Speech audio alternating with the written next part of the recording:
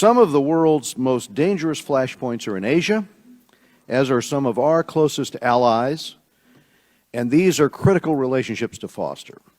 Deputy Secretary of State Blinken is just back from the region. We welcome him to the committee. America is a Pacific power, and we must act like one. This committee has played a leading role in shaping U.S. policy toward Asia. We took the lead imposing tough sanctions on North Korea, on highlighting human rights in Southeast Asia, and in strengthening our alliances with democracies in the region. Introduce Mr. Blinken and have your testimony, and then we'll hear from the ranking member when he arrives. Thank you, Tony. Mr. Chairman, thank you very, very much. And to members of the committee, thank you for having me here. It's very good to be back to discuss our rebalance to the Asia-Pacific region.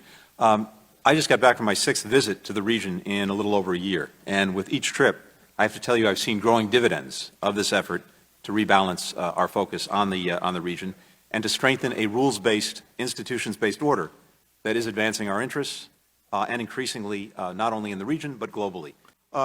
As you said, Mr. Chairman, really nowhere in the world are economic and strategic opportunities clearer or more compelling than in the Asia-Pacific region, home to 4 of our top 10 trading partners, 5 of our 7 treaty allies, the world's largest and fastest growing economies, including 40% of overall global growth, nearly 2/3 of the global middle class, and of course some of the most wired and innovative people in the world.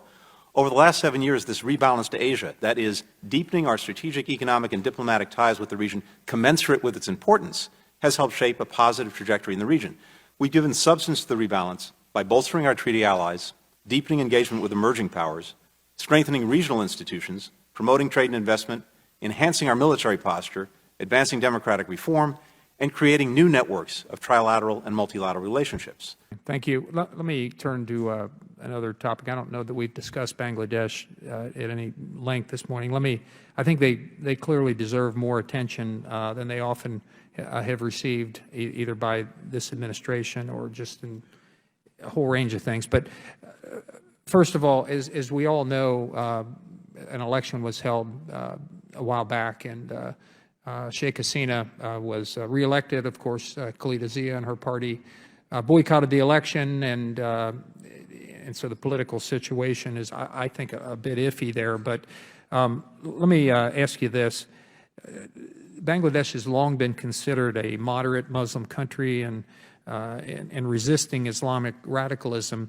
There have been a couple of incidences just within the last week where we've seen a gay activist who was murdered. We've seen an English university professor publicly murdered, and it's believed that these are linked to extremist Islamic intolerant type groups. Could you comment on that and what can be done about it? Yeah, I'm glad that you're putting the focus on that, because that's a concern that we very much share. We've seen a series of attacks, terrorist attacks, in Bangladesh over the last several months, including the ones that you referred to, which Daesh or Al-Qaeda have taken credit for.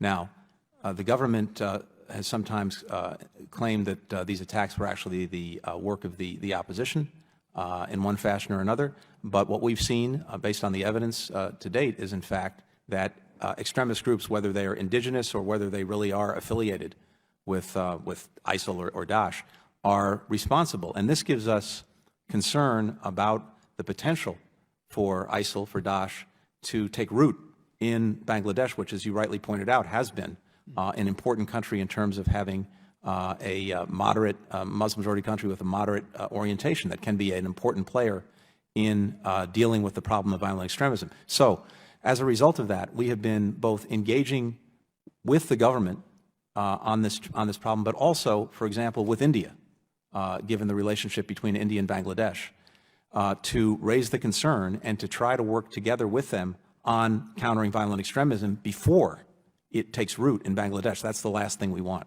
Okay. Thank you. Thank you, Mr. Shabbat. And Deputy Secretary, thank you again. Mr. Chairman, thank you very much. We stand adjourned.